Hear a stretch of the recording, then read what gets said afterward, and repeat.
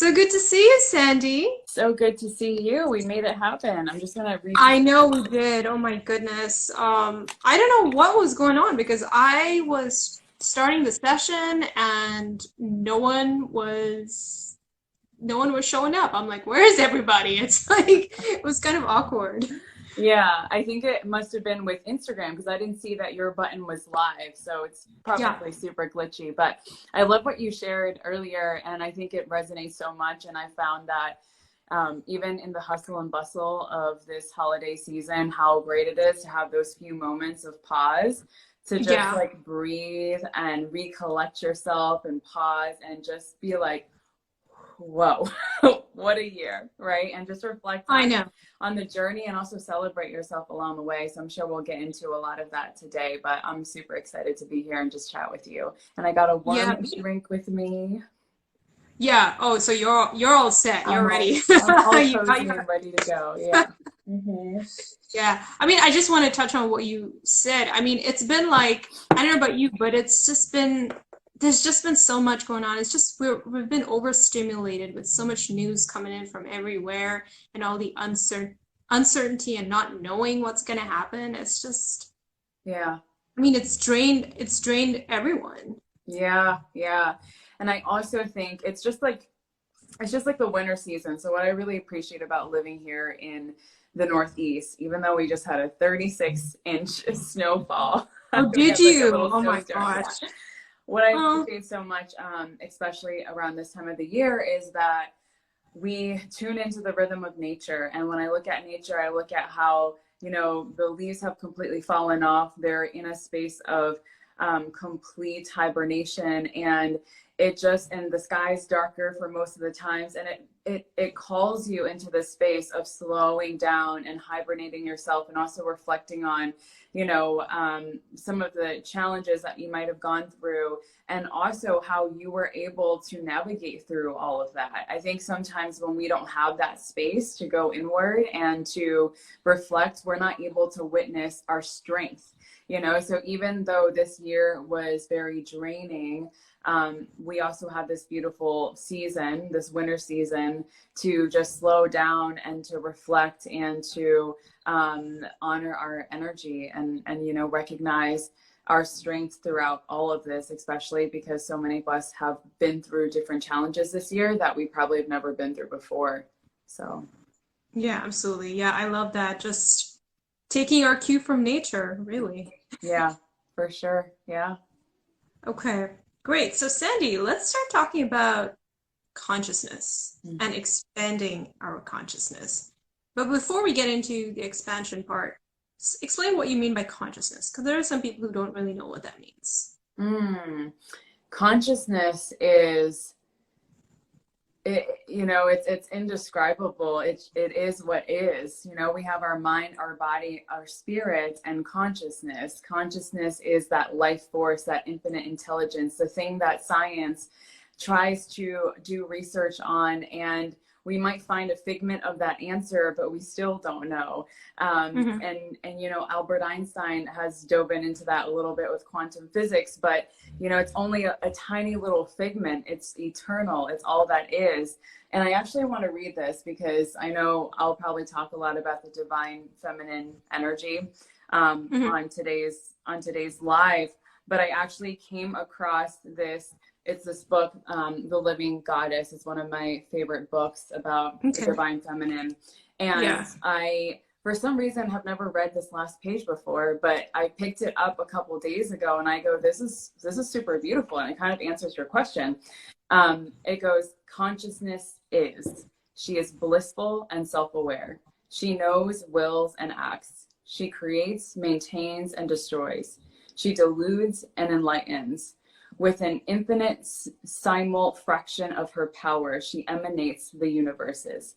Time, space, and causation emerge from her. She herself is unbounded. Matter emerges from her. Matter is not material. All of this is her energy. All of this is the movement of her will. She is universal intelligence. the invisible organizing field governing all visible things. Her word is the primal vibration. Mantras are the echoes of her song. The universe is her yantra. The body is her yantra. The yantra is that yantra.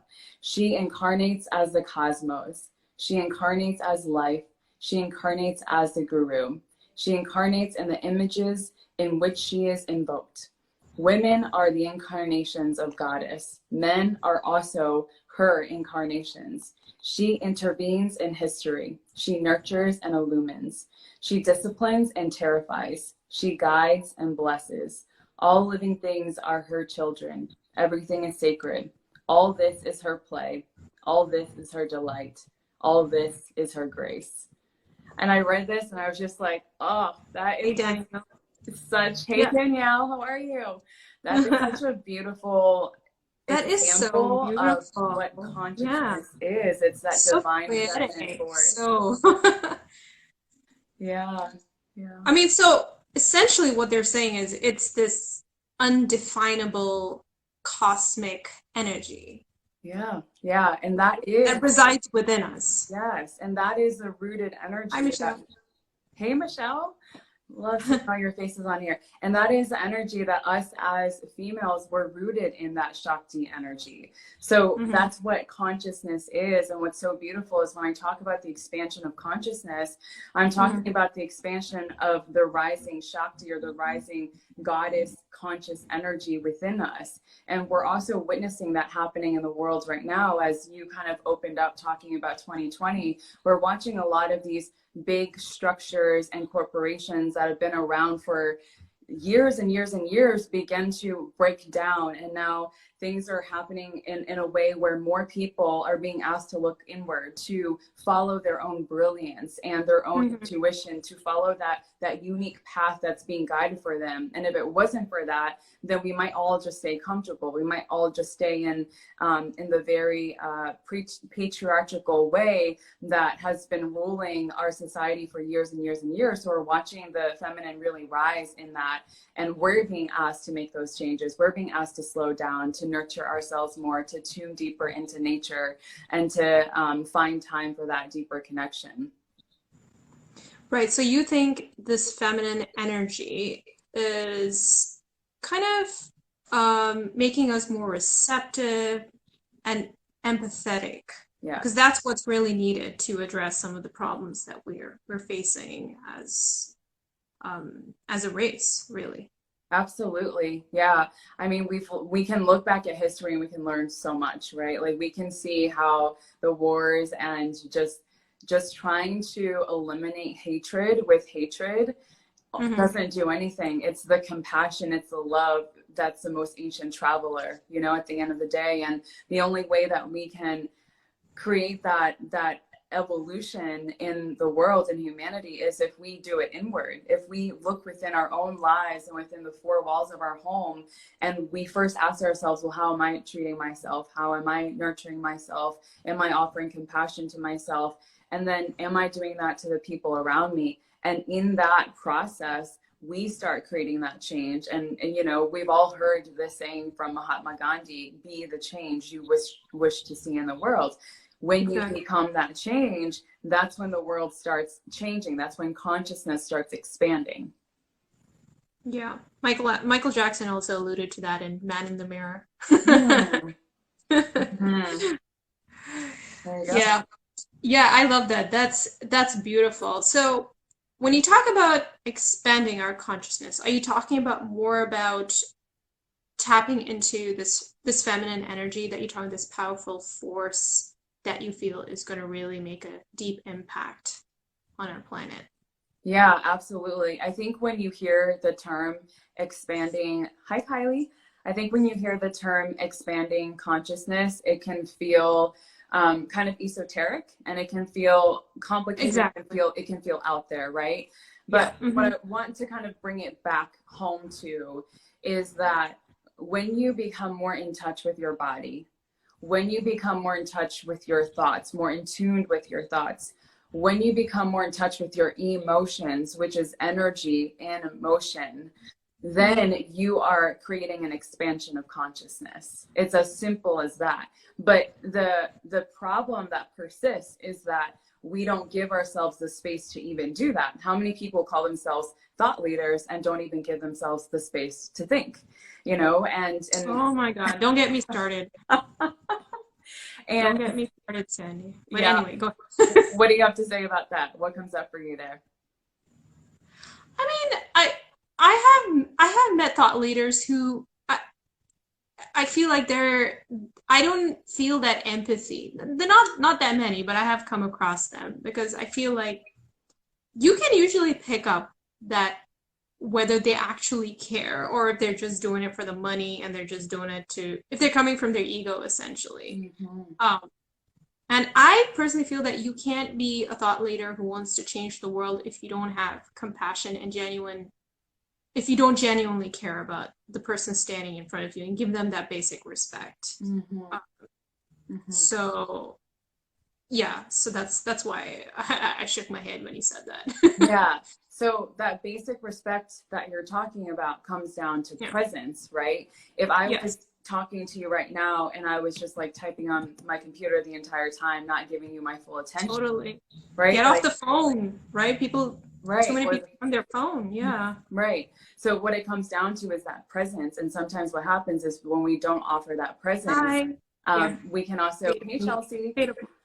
Yeah. We are not being fully present within our own lives. And so when you look at that, how is that removing you from your own level of consciousness, right? Are you being conscious or are you being unconscious? So when I'm talking about expansion of consciousness, it really just tunes back into what is your relationship like with your mind, your body, and your spirit? And are you giving yourself enough space to slow down, to nurture yourself, to tune into the intelligence of your own emotions?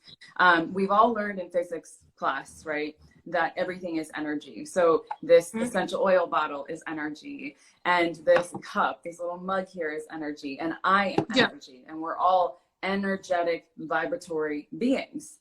And at that time, you don't really think of it the way that you do now, but you experience enough of life and you're just like, whoa, it's actually kind of mind blowing. We are all energetic beings. So if we're energy, money's energy, our relationships are energy, this computer is energy, and you know, the things that you write out is energy. So wouldn't it make sense that we slow down to spend the time to nurture our own energy and prioritize that above all by offering that compassion to ourselves? When we do that, when we offer ourselves that presence, that's when we begin to expand consciousness, but we also then offer it to other people around us as well. So what you said when you had that kind of visceral reaction there is that, I recognize the people who might put themselves out there to be thought leaders, but I'm recognizing that they're not in practice of what they're talking about. Exactly. And so they're not offering themselves that full presence as well. And it's not something that needs to be said. It can be felt, right? Because our intelligence can pick up on a lot of those things. So it comes back down to presence. Right, I totally agree with you. But, you know, Sandy, do you think some people have this ability to be more conscious than another being? Because I feel that, some of them are caught up in the physical world too much and just, they don't really go that deep. Just, they don't want to do the inner work. They don't make that time for reflection that would get them to that place where their consciousness is expanded and where they can have that wisdom to make decisions that are based on their truth. So what would someone do if they're surrounded by such people, say family members, friends, or even someone you're intimately involved with? What do you do if someone is at a different level of consciousness?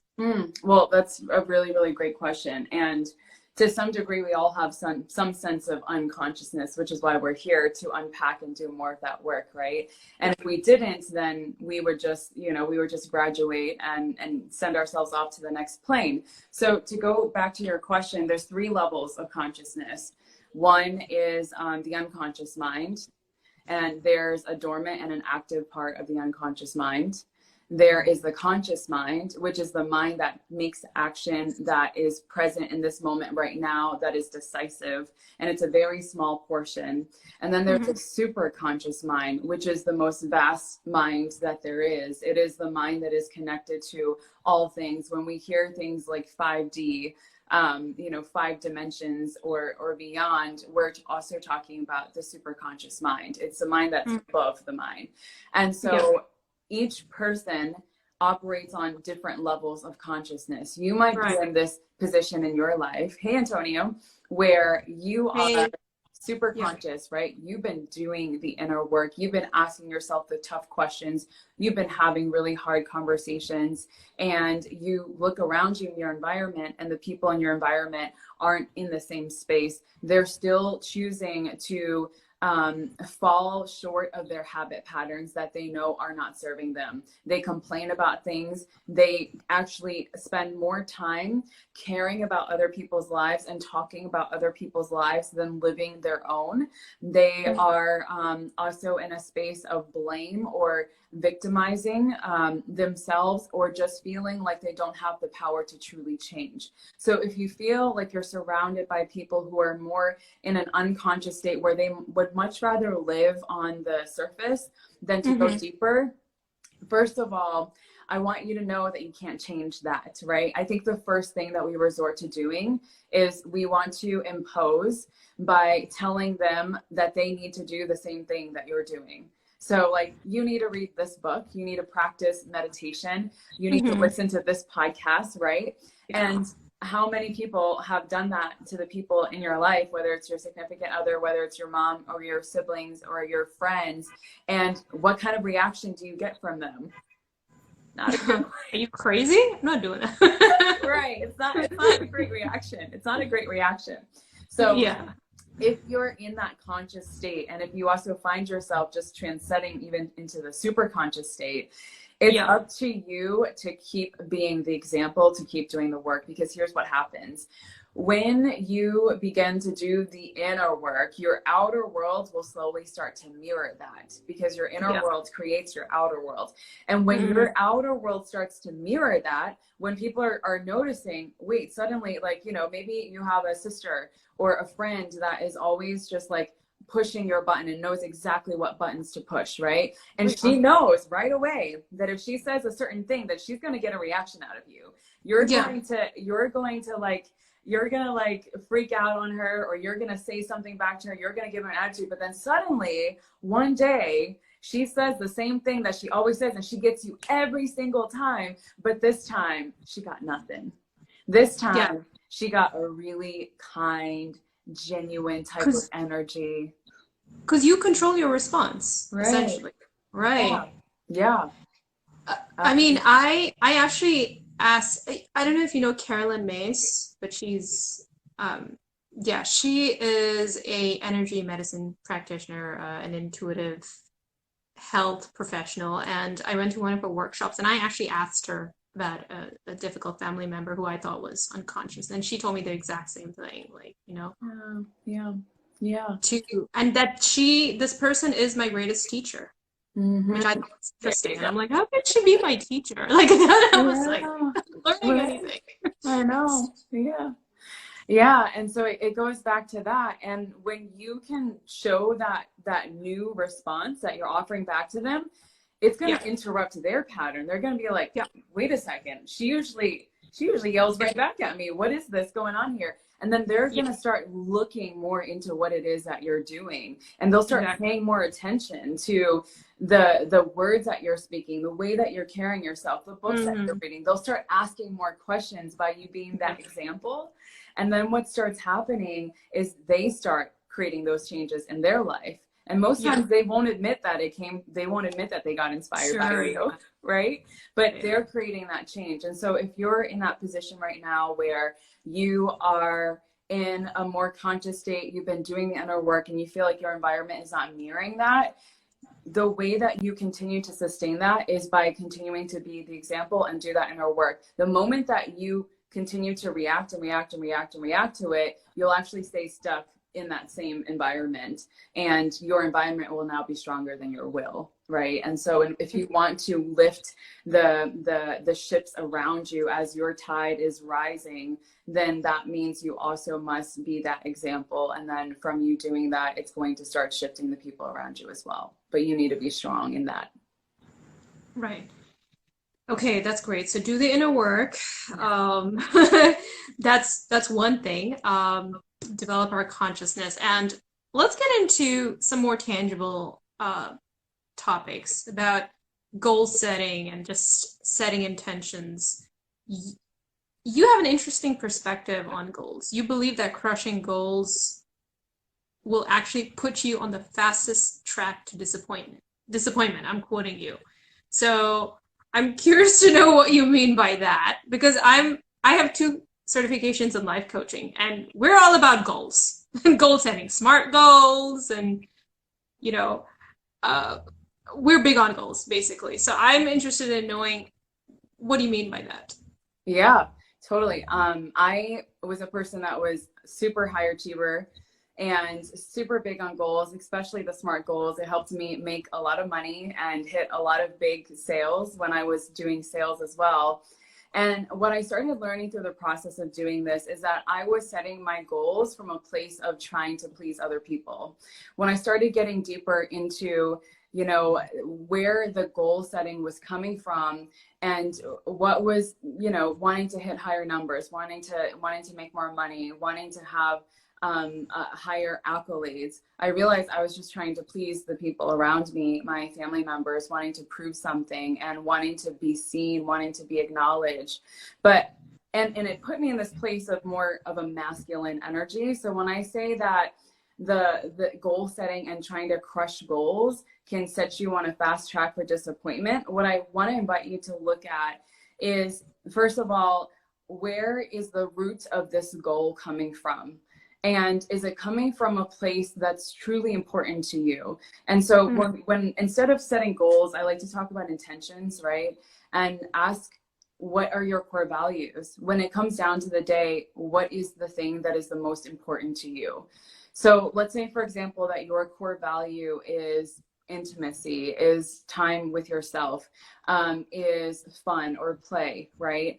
But then you kind of take information from the programming of the outside world, whether it comes from your mom or your dad, whether it comes from the environment around you, that says, oh, no, you need to set higher goals. You need to make more money. You need to live in a bigger house. You need to drive a nicer car. Then you might go and sit down and set goals to have those very things.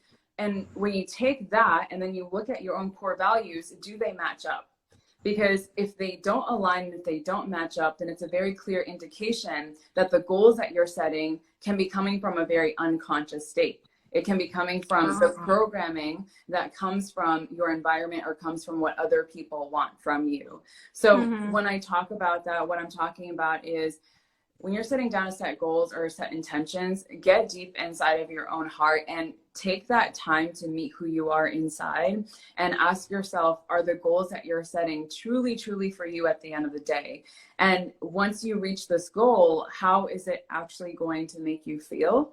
And is that enough, right? Because what happens once you crush that goal? You want to crush a new goal, and our lives just become this expansion of goal setting, and we keep asking what's next, what's next, what's next, which is a natural evolution of who we are as human beings, right? We are here to evolve, but we also get to enjoy ourselves along the way. And when we speak that language of I'm crushing goals, it's a very masculine energy. Even just the thought of crushing something, it's very. How do you even crush goals? Yeah, right.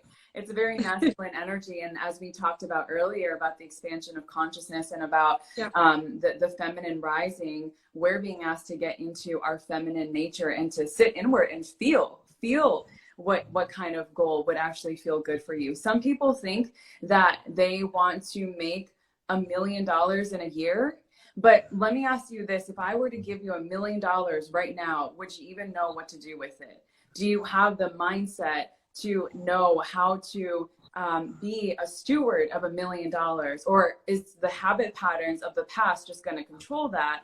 and it ends up going right through the door.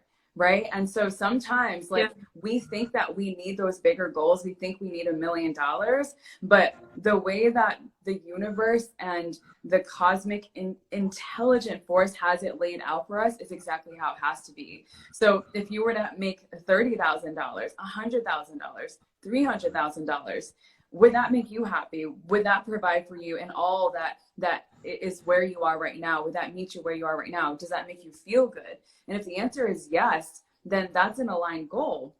But if the answer is no, then you might be making your goal based on what other people want or want for you, or based on what your friends are doing and you're comparing yourself to them and their success. Interesting. So you're saying goals are only effective when they align with your deeper core values, right? Yeah. Yeah. Otherwise, we experience burnout because it's not coming from a deep rooted space. It's not coming from a space that is honoring our own energy, our own unique life path. Mm-hmm. Mm-hmm. Yeah. Yeah, I totally agree with you. And I mean, we'll get more into that when we talk about intentions, because we'll get into that once we talk about that topic specifically. But something I wanted to talk about is about New Year's resolutions. A lot of people don't stick with their resolutions. What are your thoughts on that? Like, what do you think people have such a hard time sticking with New Year's resolutions? I think it comes back to the same thing that we talked about before is it's the should. It's the I should have a New Year's resolution. I should lose 15 more pounds. I should, make more money. I should sign up 1 million more clients. I should be featured on 1 million different articles. Whatever it is, like we tell ourselves this I should, and anytime that we're shoulding on ourselves, I said this before in a video and like it translated and it said but right, like anytime. You gotta pronounce that very clearly. Yes, very clearly. That word. But you know what? Like when we're shitting on ourselves, it really is like we're also doing number 2 on ourselves as well, because it doesn't feel good every time you tell yourself what you should be doing. Like how many times have you just felt tired and you know that you just need to rest and you're like, nope, I should finish the things that are on my to-do list. And you get up and you do it, and you do it from a place of resentment, and the outcome of that thing didn't turn out well anyways, right? And how many times do we feel a different outcome when we actually take the time to honor our energy along the way? And so it's the same thing with New Year's resolutions. When the New Year resolutions comes from a place of I should, and I should do it because I want to please other people or because I need to look good for other people, anything that involves external, then it puts us in this position where we fall short because it's not coming from that deep rooted, heart centered, like that full body, visceral, yes, this feels so good to me. Yes, this feels so true to me. Mm. Yeah. Yeah, I totally agree with you. And I think in addition to that, people should also have a plan. I know this is touching more into the masculine energy, but I think people don't develop plans and systems to complement their goals. Yes. For instance, if you're a musician and you want to get better at what you do, you gotta make some time for make some time for practice on a daily basis, and you got to figure out where you're going to get instruments, where you're going to, if you need a mentor. I mean, there are so many considerations that people fail to address when developing those goals. They're like pie in the sky sort of thing. Mm-hmm. So I think in addition to making sure that your goals are aligned with your truth, you got to also make sure that you have a plan and a strategy, because I feel like a lot of people don't have that. It's like, so I think that feminine should be balanced with a little bit of masculine energy, but the good form of masculine energy, where that translates to planning and actually finding a way to bring that into reality. Where the rubber meets the road, essentially, because that's where the magic actually happens, when you actually take action and you develop that momentum. So. Yeah, I agree with you. And I love that you brought that up, because it goes to setting intentions, which I know we'll talk a lot about, but intentions are rooted in the feminine energy, because it involves you planting that seed of how it is that you want to feel, what it is that you want to create or put out there. But the expansion of that intention happens through the masculine energy, because it involves you actually taking action. And so I agree with what you said.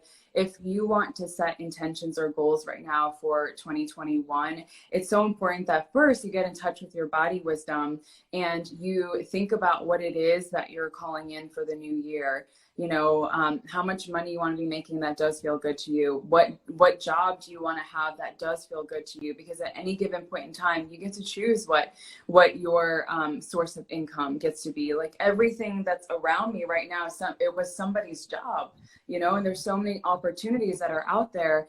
And so first, it's getting clear in your heart of what is important to you. What are your core values? And is it coming from you truly, or is it coming from the people around you? And then after you're done doing that, then it's about setting the intentions through developing a plan. And when I talk about a plan, mostly what I like to do is look at my schedule, right? Because I believe that our schedule is our energy container. So your schedule, it's your time. Your schedule is your time, and time is the most valuable resource that we have. And so when you look at your schedule and you're not being intentional about what's on there or what you're doing or how you're using your time, then you will quickly fall short. And the plans or the goals that you have set, you'll fall short of that. But if you look at your schedule and you look at first, like, what are my core values? I'll use myself as an example. So I had to really hit the unsubscribe button to the way that I've seen things been done, and be a practitioner of everything that I talk about, and look at how I could do this a lot differently on my own, have an online-based business, plus optimize my schedule in a way that honors my energy. So one of the things that I had the freedom to experiment with this year, because I had 0 events to go to, 0 speaking engagements, I had so much space, was working on a bi-weekly schedule. So when I look at what my core values are, it's self-intimacy and intimacy with the people around me, my fiance, my dog, just having that time.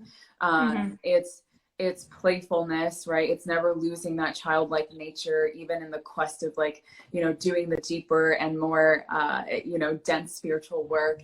And it's also trust, you know, having that self-trust within myself. And so I'm going to build and create a business based off of those 3 things. And so what that looks like is giving myself a lot of space to develop that room for intimacy. So I started to ask myself, okay, well, what would it look like if I worked 1 week and I was in more of my masculine energy, of course, always starting off the morning rooted in my feminine energy.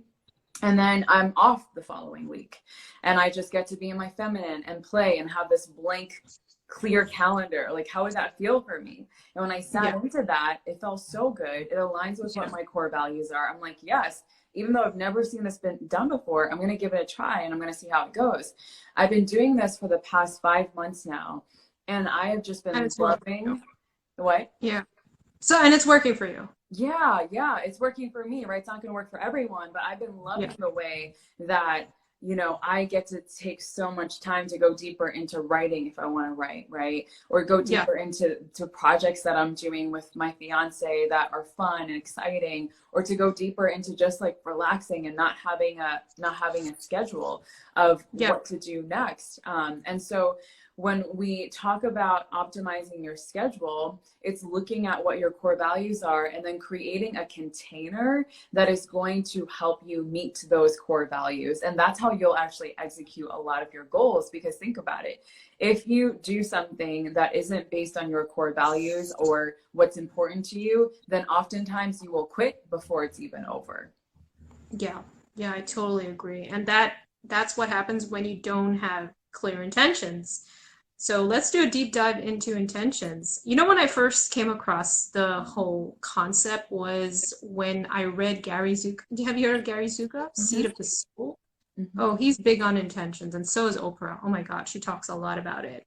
And I thought it's really interesting about how our intention behind everything that we do, all our choices, really energetically sets the tone for what comes out of that. I mean, I recently I had to make a very important decision about my life, and it involved a couple of choices, and then I had to really go deep down inside and be like, okay, what am I hoping to get out of this? What is the vision that I have? What I want, where do I see myself 5 years from now, 10 years from now? So in other words, what is that intention? Because sometimes we get so lost in the details, mired in all the negativity or what and worst case scenario that we actually forget what is that driving force? Why are we doing it? And that's how I interpret intention. And it's worked wonders for me. But I'd love to hear your thoughts on intention, what it's about, and why people should be clear about their intentions whenever they're making any kind of decision in their life, especially the important ones. Yeah, I love the example that you shared, because it's something that we can always go back to. Our intentions are the seeds. It's the seeds that we plant in the universe. Our intentions are the foundation. Actually, can I share a quick story? Yeah, absolutely. Okay, this is perfect. So my fiance and I are in the midst of making a really big life decision to move and to migrate down south to Florida. So we're currently in New York right now. And for the past 2 something weeks, we have been house hunting, and we found this house that we really loved, and we loved it enough to almost be in this position to make an offer. But before we did so, we had a general contractor come and look at the space. It had so much character. It had everything that we were looking for. The nature that it had outside, the different types of trees that it had, it was just very abundant and prosperous. And it was the type of energy that we wanted. And what was so beautiful about this space is that it was created by an architect school that's no longer around. So it's a lot of character, right? And when we talked to the seller through our realtors, and the seller was saying that, he put $100,000 of renovations into this place and made it look super nice, which is one of the reasons why we also love it so much. And when we brought the general contractor in to look at the home, after looking at the foundation of the house, he said, "Oh, this is a very weak foundation. I can see where water is going to leak in over here. You're going to have a lot of intrusions over here. Your air is sometimes going to be hot and then it's going to be cold. I would actually advise you against buying this home, because it's going to be really, really expensive for you to fix up, simply because the foundation has not been resolved." And so what the seller did was he invested the money to make the home look nice, but he didn't invest in the foundation. And it's been sitting on the market for the past 5 months. And it's probably going back to the same thing. No one is buying it at the price that he wants it for, because the foundation has not been set. So I think this story kind of just reminds me of intentions, and how your intentions are the foundation. When you focus on your intentions, everything that you build on top of that intention is sturdy. But when you don't focus on your intentions, or you don't set your intentions, everything that you build on top of it, it's finicky. And sometimes, it just falls through the cracks. It's just focusing on the details, making things look nice. And while it might attract your eyes visually to begin with, it doesn't sustain itself, because the intention isn't there. So it's the same thing when we start setting our intentions around anything, like what is the intention for this live? What is the intention for us having this conversation? What is the intention for your holiday season? It's your intention. Hi, Peter. Hi. Is your intention to buy the best gifts and to have the best lighting for your Christmas tree? Or is your intention to spend quality time with the people that you love? Based on what your intention is, you're going to have a completely different outcome and a completely different experience. Right. So your intentions create your reality, and your intentions also create your experience. Does that make sense? Totally. Yeah. Yeah, that makes total sense. So it's the underlying energy. It's the fuel that drives whatever goal or objective that you have. Yeah, it's like what you said earlier. It literally sets the energetic tone for Yeah. everything that you have moving forward. Even when it comes to relationships, or even when you're, when So you let's feel talk like, about an example of, let's talk about an example. Let's take a relationship so yeah, that it really bring it home for some people. yeah, okay. So let's do like tough conversations, right? I would say that if my friends reach out to me for anything, it's help with having tough conversations. Let's say you need to have a really tough conversation right now, right? But you're afraid of pissing the other person off. You're afraid of saying the wrong thing. Mhm. When you approach that person, let me just kind of give an example. Let's say that you are friends with somebody, and every time that you're around them, they make subtle remarks that hurts your feelings, and you don't know how to respond to it. And sometimes it feels like they're just completely unaware about it. They say things that might feel like it's belittling you or whatever that is, and you're afraid to speak up for yourself, right? When you approach that relationship and you try to have this conversation, you start off by saying, hey, can we talk for a moment? Would you be open to having a conversation? So my intention for having this conversation is to really find a resolve, because I've been noticing that there's an unequal energy exchange within our relationship. I feel that I'm really present for our relationship in times when, you feel like you're struggling and you need help navigating through things. But I notice that whenever I say things, there's remarks that are being made that just make me feel belittled. And my intention isn't to point the finger at you, but to navigate through why this might be coming up, right? And when you Mhm. kind of share that intention from that place, it kind of helps the other person see, It okay, softens like them. I'm going to put my guard down. This Yeah, person yeah. isn't trying to like be like, you did this, you said that to me, you made me feel this way, right? This Yeah. person's actually just trying It to, doesn't trigger them. it doesn't trigger them, right? So their guard is going to be put down. And now they're going to be a little bit more open to receive what it is Mhm. that you have to say. So even in my relationship with my fiance, like if there's something that there's some, let's say like scrubbing the toilet, right? Let's say like something like scrubbing the toilet, whatever. And Glamorous.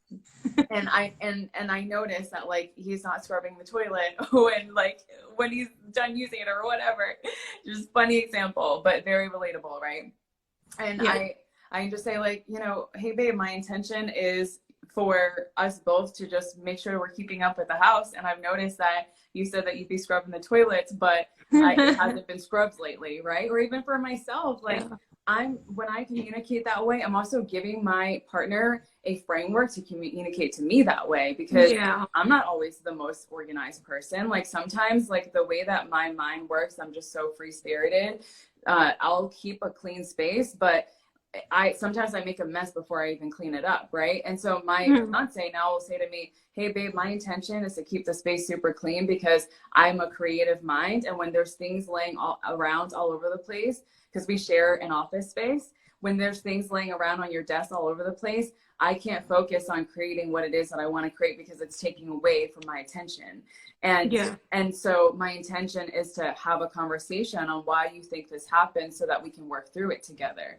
And we can actually sit down and we can actually have a conversation. And deep things come up. When I was younger, my mom used to be, I had a Catholic mom. Like she was very, very, very strict. Like I had to have my space crispy clean to a T. The moment that I got up, my bed needs to be made nice and perfect. And like I never could have scraps anywhere, or I would hear about it. If my floor was sticky or if there was like any crumbs going on, like I would hear about it. And so when the older that I got, like I just wanted to be a rebel. Like now I'm gonna be messy. I'm gonna do the opposite of what you told me to do because I'm tired of Okay. doing the thing that you've been making me do Hmm. for so long, right?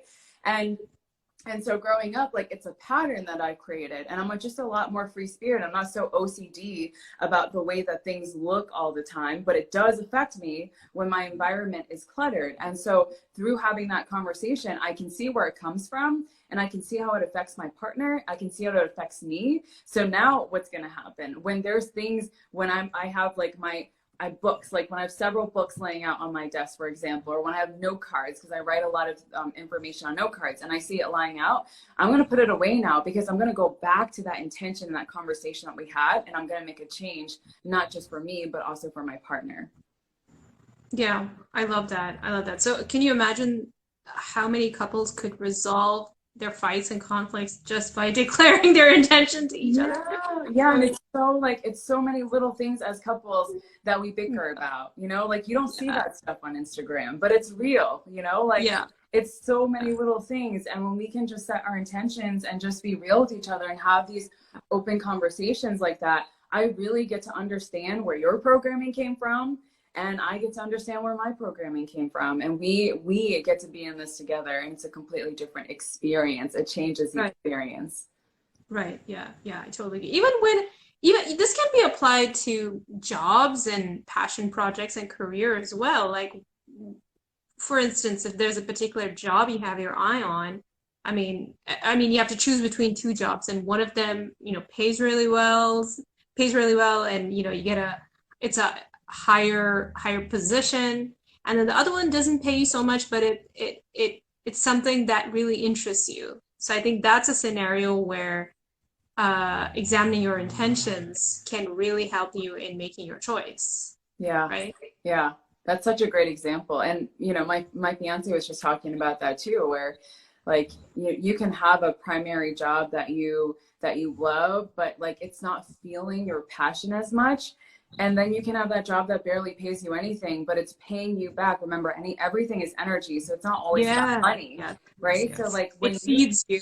Yeah. yes. So when you get to put your passion and your energy out there into something that you love, it loves you back. You feel that energetic transaction. And so it's not always about money at the end of the day. It's about Mhm. the intentions that you set and the Mhm. experiences that you gain from that intention, and the energy exchange that comes from it as well. Sure, sure. Yeah, love it. Okay, so now that we are clear on the foundation that we need to really uh, to be successful in our goals and our objectives, whatever you want to call it, um, how can we recalibrate our mind, body, and spirit? How can we get back to balance? Because I know a lot of people are out of sorts. They're all over the place after everything that's happened this year. Yeah, for sure. So, what do you suggest that people can do? What are some practices, some mindsets that really help them get back into balance? Such a great question. So it's a very simple framework that anyone can follow. First Hmm. is your energy, because everything is based on your energy, right? So how are you taking care of your energy? Because your energy is the foundation for your thoughts, and your thoughts is also the foundation for your beliefs, and your beliefs is the foundation for your emotions, and your emotions are the foundations for the actions that you then take. So everything stems from your energy, and Yeah. everything becomes created from your energy. And so, for example, if you wanted to create more balance in a physical way, a mental way, and an emotional way, it goes down to reevaluating at every one of those levels. So when it comes to your energy, are you prioritizing your energy? And this is when I invite people to do what I call a habit inventory. So you sit down and you take inventory on what your habits are. You basically will write down from the day that you wake up, that morning until the time that you go to bed, what some of your habits are that you're noticing, that you're becoming conscious of now because we're having this conversation. And now what was unconscious becomes conscious awareness in your mind. And then Yeah. writing that down and then recognizing, whoa, like I'm starting to recognize how these habits that I'm kind of becoming a slave to are no longer serving me. So when you Hmm. do that habit inventory, you can see very clearly what is draining your energy and what is elevating your energy. And what I do is go back on that list and write down D for draining and E for elevating, right? Because you're going to notice things that you're doing that maybe you can outsource to somebody else, or you can notice things that you're doing that maybe it's time you graduate from doing because it's no longer serving the current version of who it is that you are. right? And when you go down and you look at that list and you realize what's draining you and what's elevating you, you're going to start to make different decisions based on that. Now, the next step from there is, what thoughts are you going to think, right? So for example, if you have a bad habit of staying up super, super late, therefore waking up super late and just feeling like you're rushing, the first thing that you do when you wake up in the morning is you rush, like you grab a cup of coffee, you're trying to catch up because you stayed up late, and you're recognizing that that habit is no longer serving you. You have to sit with that thought and ask yourself, where is this habit coming from, right? Like, what drives me to stay up late and then backtrack my entire day? And when you really sit deep with that, things might surface for you. It might be because you want to stay busy and you don't want a moment of silence to yourself because you're afraid of what thoughts are going to come up, right? Most of us are afraid of being with ourselves because the silence feels scary, right? And the silence feels like it's an isolating experience. And I can attest to that feeling because I experienced depression before I got on this path of spirituality. And then when you sit with that and you kind of recognize where those thoughts are coming from, let's say that the thought is coming from, well, I just want to be busy because I don't want a moment to be silent with myself because I'm afraid of what might come up. Let's say that that's the thought that comes up. Well, how can you then nurture your thought to have a different experience? By asking yourself a different question. When you ask yourself a different question, you get a different answer. So instead of saying, well, what's wrong with me? Like, why am I staying up late? What if you said, well, how can I serve myself in this moment, right? Like, how can I serve myself in the space of staying up late? When I feel like I'm afraid of the silence, what is it that I'm really afraid of? And how can I nurture that inner child that just wants to be seen right now? So can you now take a different action? Can you soothe yourself? You know, can you listen to calming music before you go to sleep? Can you tell yourself more positive thoughts? Can you allow yourself to feel what it feels like to just relax? Or maybe just, can you detach from the phone? And instead of keeping yourself busy at night, can you detach from your phone a little bit earlier so you can spend some time with yourself? So when you start doing that, you're changing your mindset from a thought level and from a belief level as well. And then from the emotion level, and then you're taking a different action based on that.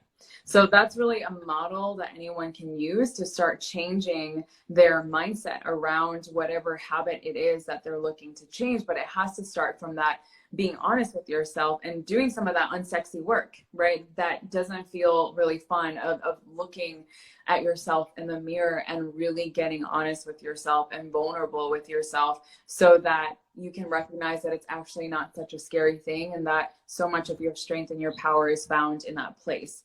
And then once you start doing that, you rewire your thoughts and then you rewire your beliefs. Now your beliefs will change about staying up late. Maybe before you thought staying up late was good for you, but now maybe you replaced it with meditation because that feels better for you. And now your belief is that I feel better when I go to sleep earlier. And then once you change your beliefs around it, you start feeling like literally your emotions start changing. Because you're sleeping earlier or you're doing different things by nurturing yourself, listening or meditating, and then you wake up earlier, you wake up now and you're like, I'm ready to conquer the world. I don't need that cup of coffee anymore. Like, I feel so alert right now. I got myself like deep rest and you're ready to go. And so that starts changing the rest of your experiences and you start taking different actions because you feel different as well. So that's the simple model that anyone can do. Yeah, that's a great motto, but so many of us would just rather numb all our negativity. We'd rather have that glass of wine, binge watch Netflix,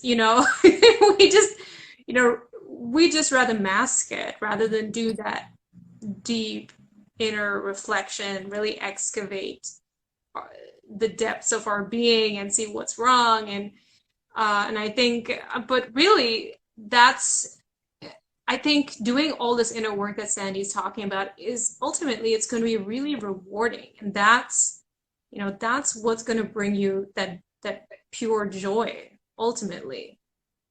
Yeah, I agree with that so much. And I can relate to that. I can relate to what it feels like to feel depressed, to feel like the only option that you have is to take your own life because there's no other way to feel better, to feel happy. And I can also relate to when I finally was forced because sometimes we don't listen when the pain is at a very subtle level. So we'll just stay busy. We'll just continue to drink, Yeah. we'll smoke Unless weed, it's drink alcohol. really Like, loud, yeah, right. unless it's really, we need a thud. We need to hear a thud instead of the whisper, right? And we get that Exactly. initially we'll get that whisper. Our intuition will tell us that something is not right, and then Yeah. we need to take a look at it, right? Yeah. Yeah. Yeah. But we won't listen. And sometimes the only way that we'll listen is if that thud comes in and it actually like Yeah. wakes up our A body crisis, through. essentially. Yeah. Yeah. So it's through our bodies. So we experience the dis-ease with our bodies. I know for myself, when I wasn't listening, I got diverticulitis, which is a very rare disease that you get, that mostly older people get. And it's very, very painful. I have gained a lot of weight, and it's in those situations where I was able to finally wake up and look at myself and be like, well, what am I doing? This is not the life that I want to live. I am not living at my highest potential. You can only escape it for so long before that thud comes in some kind of way, right? So you get to choose right now. You can continue doing exactly what you're doing right now. You can continue to numb your feelings. You can continue to stay busy. You can continue to ignore, but that thud will come one day. And Yeah. Either when it comes, internally or externally. yeah, yeah. And Yeah. when it comes, you'll remember this conversation, right? And you'll be guided into doing that inner work, and you'll realize how beautiful it actually is. Like once you start doing it, it becomes a new ecstasy. It literally becomes a new ecstasy. It becomes this it's like Alice in Wonderland. Like every moment is an adventure, and you start noticing how this inner work that you do, even though it's uncomfortable sometimes, it opens up your mind and your consciousness to have completely new experiences. And sometimes, most times, it feels like magic. It feels like miracles are happening. Like there's been so many moments in my life, and this happens almost on a daily basis, where let's say that I'm trying to think about making a decision about something that I'm feeling called to do, and I'm really afraid to do it because it feels like a really big move, right? I'm gonna go and drive in my car, and I will be guided to look at a billboard sign, and that billboard sign will say, "You're making the right move," and I will just look at it and I will laugh because I love it when that happens, those synchronicities. It's yes, crazy. yeah, Yeah. there's so many synchronicities, and Repeating so numbers. yeah, Yes. Live for yeah.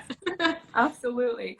So, we all have access to this. We all have access to that plane, but it's up to us to want to listen, and it's up to us to do that inner work, and also realize how beautiful it gets to be. Especially, I'll say the best thing about doing the inner work and committing to the healing journey is that you get to meet a version of yourself that is just so brilliant, so beautiful, and you truly accept her or him for who he or she is. And that self-acceptance is just life-changing, because now you're not living your life trying to please other people. You're living your life from this place of peace and ease, and doing Hmm. what feels good for you, and everything changes after that. Yeah. I love it. I love it. And that's the goal, right? That's the kind of consciousness that we want to reach.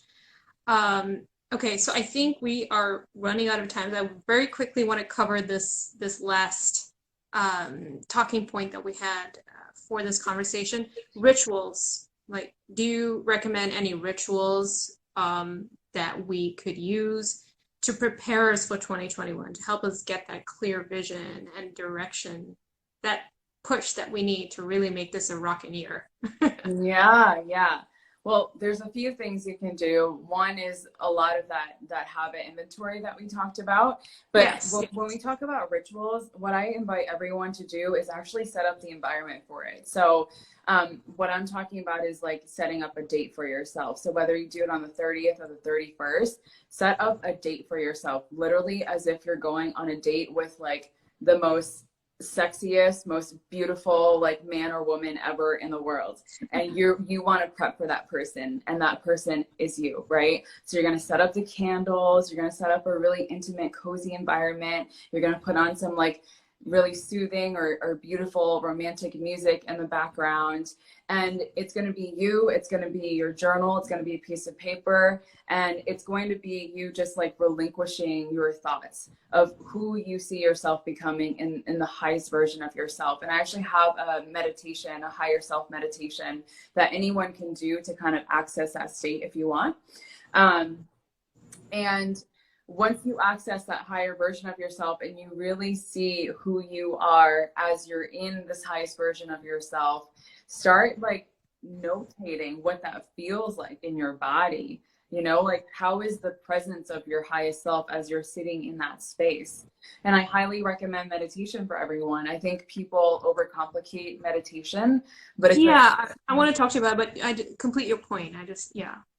you know, meditation is as simple as you giving your one pointed attention to something. So it can be your breath Yeah. for Yeah, one. that's what I was gonna ask. Does it have Yeah. to be like you gotta sit on your couch and you're gonna do the om, you know? Because honestly, I'm gonna confess here, I'm not a meditator, but my meditation is running Mm-hmm. and Absolutely. doing weights. For me, it's all about physicality. That's when I feel like I can really get into that state of mindfulness and really get into the zone that Mm-hmm. people usually get into when they are meditating. Yeah. So I mean, is that okay if we find other ways to really to tune in? Yeah, absolutely. I think we overcomplicate it. You know, meditating can be you giving your one pointed attention to anything, right? And Yeah. so whether you're sitting and you're giving your one pointed attention to your breath, let's just do it for 5 seconds right now. Pay attention to your breath flowing in and out of your nose right here for 5 seconds.